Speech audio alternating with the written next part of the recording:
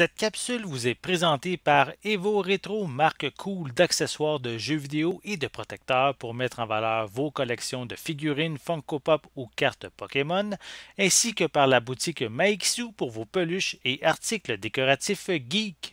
Ici Sarah de Ciné Techno et voici ma critique de Death and Request 2 pour Nintendo Switch. Le jeu est développé par Compile Heart et est publié par Idea Factory International. Il est disponible depuis le 8 février 2022. Mai, une jeune orpheline, part à la recherche de sa sœur disparue et se retrouve à l'établissement pour filles Wordsworth, situé dans le village montagnard de Le Choara. D'étranges disparitions entourent l'école et le village alors que des monstres apparaissent une fois la nuit tombée. Avec l'aide de ses camarades Roti et Liliana, Mai enquêtera la nuit sur ces événements lugubres. La directrice de l'établissement, Midra, semble cacher de lourds secrets sous son apparence gentille et son affiliation à la religion locale, Elstrain. Initialement paru sur PC et PS4 en 2020 et faisant partie de la gamme de jeux de rôle Galapagos RPG d'Idea Factory, Death and Request 2 est la suite du jeu du même titre, scénarisé par Makoto Kedouin, à qui l'on doit aussi l'intrigue de la série Corpse Party. Le jeu est divisé en deux parties. De jour, pendant que les élèves sont à l'école, on se trouve dans un roman visuel axé sur les dialogues entre la protagoniste et ses camarades de classe.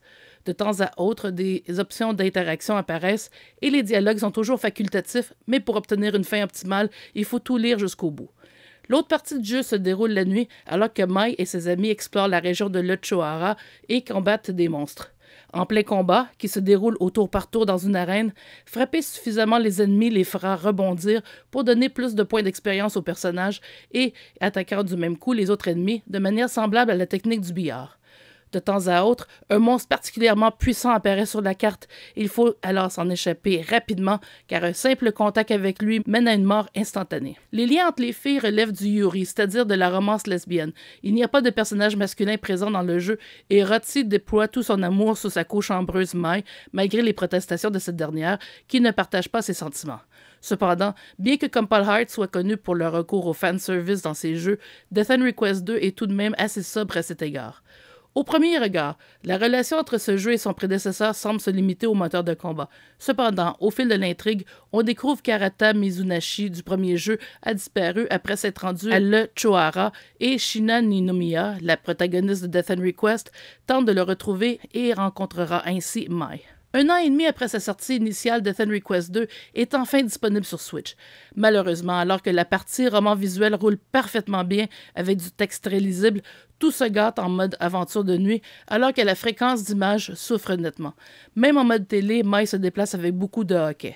C'est encore pire en mode portatif, alors que l'image devient particulièrement sombre, surtout dans la ville. Il est alors difficile de voir les ennemis sur le terrain sans se fier à leurs indications sur la mini-carte. Le combat en tant que tel a aussi des problèmes de résolution, mais moins pire que lors de l'exploration sur la carte. Il est quand même parfois difficile de bien viser l'ennemi à un angle optimal pour les rebondissements. Fait à noter, la version Switch comprend tous les DLC du jeu, dont les meilleures armes possibles, ce qui peut rendre le jeu très facile si on le désire. Les ombres sombres qui nous poursuivent ralentissent grandement le jeu puisqu'il faut s'enfuir d'eux, alors qu'ils se trouvent bien souvent sur le chemin que l'on doit prendre pour avancer dans le jeu. En ce qui est trait à l'histoire, Death and Request 2 est un très bon jeu avec une intrigue d'horreur prenante, entre deux dialogues légers entre filles. Malgré des personnages mignons, la trame est très sombre et mérite amplement son classement mature auprès du ESRB. Les problèmes de performance du jeu sur Switch en font une version à éviter, à moins de tenir absolument à y jouer en mode portatif. Sur grand écran, il vaut mieux opter pour la version PC ou PS4. Death and Request 2 pour Switch obtient la note de 7.5 sur 10. Merci d'avoir été à l'écoute.